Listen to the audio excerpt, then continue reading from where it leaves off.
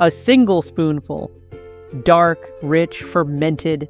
It sits on a wooden spoon above a steaming bowl, the same way it has sat on breakfast tables across Japan for over 1,000 years.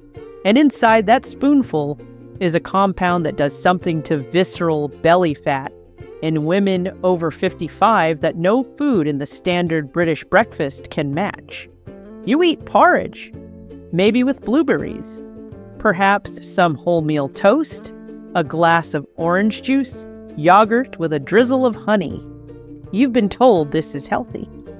And for most of your life it was.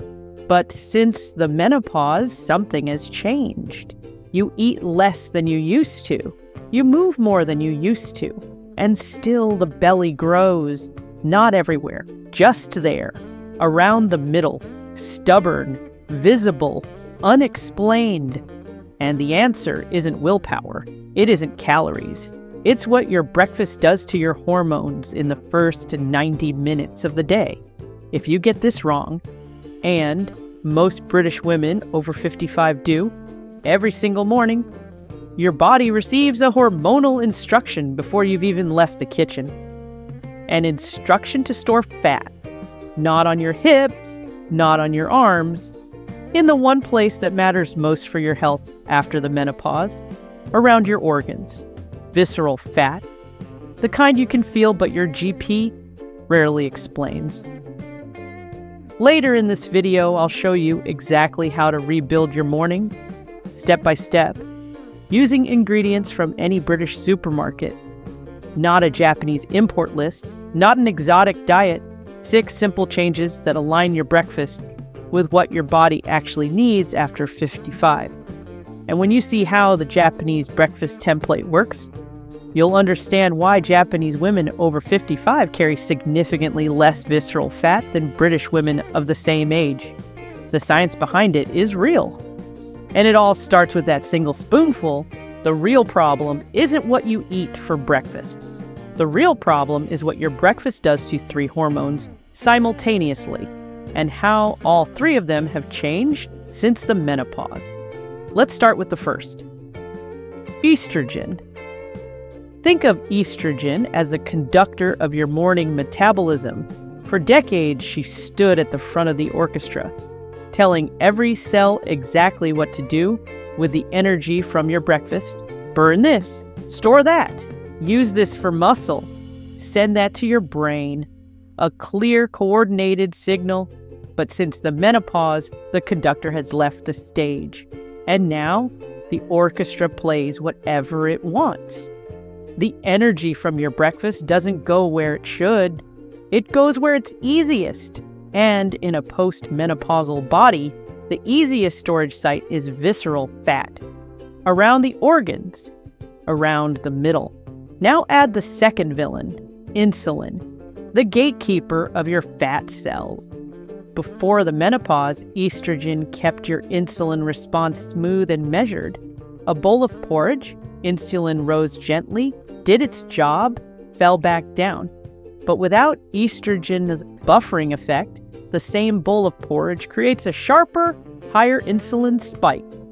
And that spike lasts longer. And here's what most women over 55 never discover. Insulin in the postmenopausal body has one dominant instruction: store fat. Specifically, store it in the belly. And the third villain makes it worse. Cortisol, your body's morning alarm. Every morning, cortisol naturally peaks. It's called the cortisol awakening response. It's what gets you out of bed. But in women after the menopause, this morning, cortisol is already higher than it used to be. And when you eat a breakfast that's high in sugar and low in protein, toast with jam, fruit juice, cereal with skimmed milk, you amplify that cortisol spike even further. And cortisol, when it's elevated at breakfast, directs fat storage to one specific place. The visceral cavity, right around your organs, right around your middle. A study published in the journal Menopause by the Menopause Society found that postmenopausal women who consumed high glycemic breakfast showed significantly greater visceral fat accumulation compared to those who ate protein-rich, low-glycemic first meals, even when total daily calories were identical. Let me say that again. Same calories, different belly fat. The difference wasn't how much. It was what and when. This means your morning porridge, your toast, your fruit juice isn't just failing to help. It's actively sending a storage signal to the one place you most want to lose fat. 3 hormones, 1 meal. And the Japanese? Breakfast addresses all 3 of them, not by design, by 1,000 years of cultural practice. I know this feeling exactly. The frustration of doing everything right and still watching the belly grow. It's not your discipline, it's your breakfast. And listen, if this is finally starting to explain why your belly hasn't changed despite eating what you thought was healthy, do something small right now. Subscribe to this channel and tap the bell. It's the best way to help us reach more women who are still fighting their own bodies every morning, and without knowing why. But now comes the mistake that 99% of British women over 55 make every single morning, and it ruins everything. The healthy British breakfast. Let me explain. Porridge with honey, wholemeal toast with jam, granola with skimmed milk, orange juice, banana on cereal, overnight oats with maple syrup, fruit smoothie with yogurt. These are the breakfasts most British women over 55 consider healthy. And for a younger body, a body still producing estrogen, they were. The estrogen buffered the insulin. The progesterone kept cortisol in check. The system worked. But after the menopause, the rules changed completely. And nobody told you. Every one of those breakfasts is high glycemic. Every one is low in protein. And not a single one contains phytoestrogens, the plant compounds that partially compensate for the estrogen your body no longer produces. Your breakfast isn't bad. It's designed for a different body, a body you no longer have. Let me repeat. Your breakfast isn't bad. It's designed for a different body. Researchers at King's College London, working with the British Gut Project, found that post-menopausal women with lower gut microbiome diversity, often linked to diets low in fermented and fiber-rich foods, showed poorer estrogen metabolism and higher visceral fat accumulation. The estrobolome, the collection of gut bacteria that process your remaining estrogen, depends on exactly the foods that are absent from the standard British breakfast. Fermented foods, fiber-rich vegetables, plant-based proteins, 40%, let me repeat, 40% less circulating estrogen is metabolized properly when the gut microbiome is compromised. And the first meal of the day is the most powerful signal your gut receives. And here's the deeper mistake.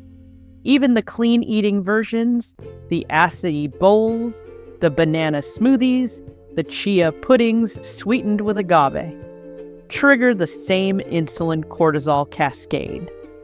Because the mechanism isn't about clean versus processed. It's about the hormonal instruction the food sends to a body without estrogen protection. You've been eating breakfast for a 30-year-old's metabolism every single morning, and no one, not your GP, not the packaging, not the health magazines, ever explained that the rules of breakfast change completely after the menopause. This was never your fault. The information was missing. So, what does the Japanese breakfast look like? And why does it work so precisely for the post-menopausal body? The answer isn't one single food. It's a template. 6 elements that work together, each one addressing a different part of the hormonal puzzle your body faces every morning after 55. And the remarkable thing is this: you don't need to fly to Tokyo. Every element is available at your local supermarket.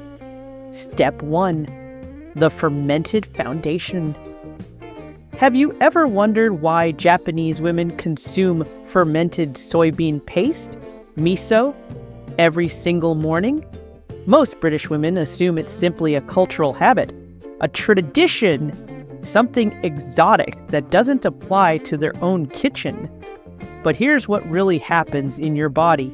Miso contains isoflavones, plant compounds that sit on your estrogen receptors and partially mimic the hormone your body no longer produces in significant quantities. Not a replacement, a gentle echo, enough to influence how your body processes fat at the start of the day. But that's only half the story. Miso is also a fermented food. And fermented foods feed the estrobolome, the gut bacteria responsible for metabolizing whatever estrogen your body still makes after the menopause. One food, two hormonal pathways. Research from the Okinawa Centenarian Study showed that women who consumed fermented soy foods daily had significantly better estrogen metabolism and lower visceral fat measurements compared to those who didn't, even after adjusting for total calorie intake and physical activity. It's not magic, it's fermentation. Step 2. The protein anchor. Have you noticed that you feel hungrier by mid-morning than you used to, even after what you'd call a full breakfast? Most women think it's greed, or poor willpower, or just part of getting older. But here's what most women over 55 never discover. Without estrogen's stabilizing effect, your blood sugar drops faster after a high-carbohydrate breakfast. That mid-morning hunger isn't weakness, it's your insulin crashing. And when insulin crashes, cortisol rises to compensate, driving fat straight to the visceral cavity. The Japanese breakfast breaks this cycle by leading with protein. Grilled fish, eggs, tofu, 15 to 20 grams within the first 90 minutes of waking. Protein stabilizes insulin. Protein suppresses the cortisol spike. Protein tells your body the danger has passed. You can stop storing. A 2019 study published in Climacteric found that postmenopausal women who consumed at least 15 grams of protein at breakfast showed a 23% reduction in morning cortisol and measurably lower visceral fat gain over 12 months. Not less food, the right signal. Step 3. The phytoestrogen boost. Have you ever heard of plant estrogens? Most British women haven't, or they've dismissed them as alternative nonsense. Something for women who shop in health food stores and own crystals. And here begins what changes everything. Phytoestrogens found in edamame, tofu, tempeh, and flaxseed are plant compounds that gently occupy your estrogen receptors. They don't replace estrogen. They whisper where estrogen used to speak. And in the postmenopausal body, even that whisper makes a measurable difference to how your body handles fat at the start of the day. Japanese women consume phytoestrogens at breakfast as standard, in miso, in tofu, in edamame, served alongside rice. British women consume almost none. The British Menopause Society notes that dietary phytoestrogens may support estrogen receptor activity in postmenopausal women, with regular intake associated with improved metabolic markers, including reduced visceral adiposity. The receptors are waiting. Feed them. Step 4. The vegetable. Start. When was the last time you ate a vegetable for breakfast? For most British women, the honest answer is never. Or perhaps a grilled tomato at a hotel. Now it gets interesting. In Japan, breakfast includes pickled vegetables, steamed spinach, spring onion, stirred into miso soup, fiber at the very start of the day. And fiber at breakfast does something specific in the postmenopausal body. It slows the glucose absorption from the entire meal. The insulin spike is blunted, the cortisol amplification is reduced, and the gut microbiome, your estrobolome, receives exactly the fuel it needs to metabolize your remaining estrogen properly. This isn't about salad for breakfast. It's about one small portion of vegetables alongside your eggs, your miso, your fish, a handful of wilted spinach, some sautéed mushrooms, sliced spring onion stirred into broth. Simple, warm, and hormonally powerful. Feed the gut first. Hormones follow. Step 5. The sugar removal. Do you add honey to your porridge? Jam to your toast? Do you drink a glass of orange juice with breakfast? Most guides treat these as harmless, or even healthy. And for decades they were, because your body had estrogen to manage the response. Now pay close attention. In the postmenopausal body, these sugars hit differently. Without estrogen's insulin buffering effect, liquid fructose from juice, concentrated glucose from honey and jam, and refined carbohydrates from white toast create an insulin spike that lasts up to 40% longer than it would have before the menopause. 40%? That's 40% more time your body spends in fat storage mode, directed specifically to the visceral cavity every morning. Before you've even left the kitchen, the Japanese breakfast contains almost no added sugar. Not because Japanese women are more disciplined, because the breakfast template never included it. It's not discipline, it's design. Step 6. The British adaptation now. You don't need to eat a traditional Japanese breakfast every morning. That's not the point. The point is the template. And that template works perfectly with British ingredients. This is the point where everything becomes clear. Miso paste is available in the world food aisle of Tesco, Sainsbury's, Asda, Waitrose. Even most Aldi and Lidl stores carry it now. 1 teaspoon dissolved in hot water with a handful of spinach and some sliced spring onion. There's your fermented foundation, and your vegetables start in 1 cup.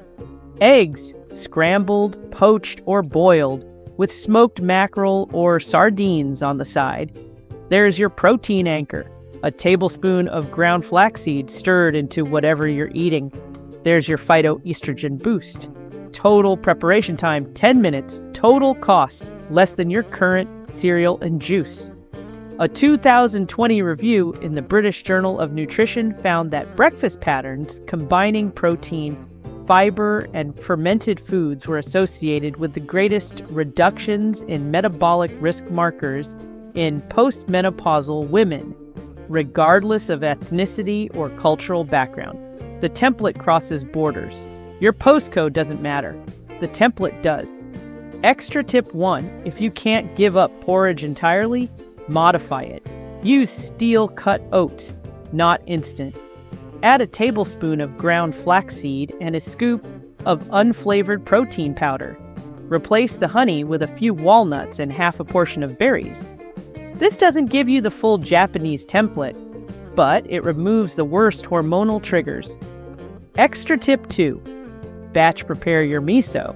On Sunday evening, portion miso paste into small containers with dried seaweed and dried spring onion. Each morning, add hot water and stir. Miso soup in under 2 minutes. Faster than waiting for the kettle. Extra tip 3, eat within 90 minutes of waking. The cortisol awakening response is at its highest in the first hour after you open your eyes. Your breakfast is most powerful for better or worse during this window. Don't skip it. Don't delay it with just a cup of tea. Use it. Your body has changed since the menopause. It doesn't work worse, it works differently. And differently means it needs a different first instruction every morning. You haven't been doing anything wrong. You've been following advice designed for a body that no longer exists. The Japanese breakfast isn't a miracle. No, it's a template. A template that happens to align with what your hormones actually need after 55. And now you have it. And listen, if you realize you haven't done anything wrong and information was missing, share this video with a friend who's also struggling with menopause belly fat. That's how we help more women who are still fighting their own bodies every morning, without knowing why. In the next video, I'll show you the Japanese evening ritual that lowers cortisol before sleep, and why it may be the missing second half of this equation for women over 55. You won't want to miss it, so subscribe and tap the bell if you haven't already. Your body can recover from years of the wrong morning signal, not in a week, not overnight, but one breakfast at a time. The gut rebuilds, the insulin stabilizes, the cortisol settles, and the visceral fat slowly, measurably begins to respond. It starts with one spoonful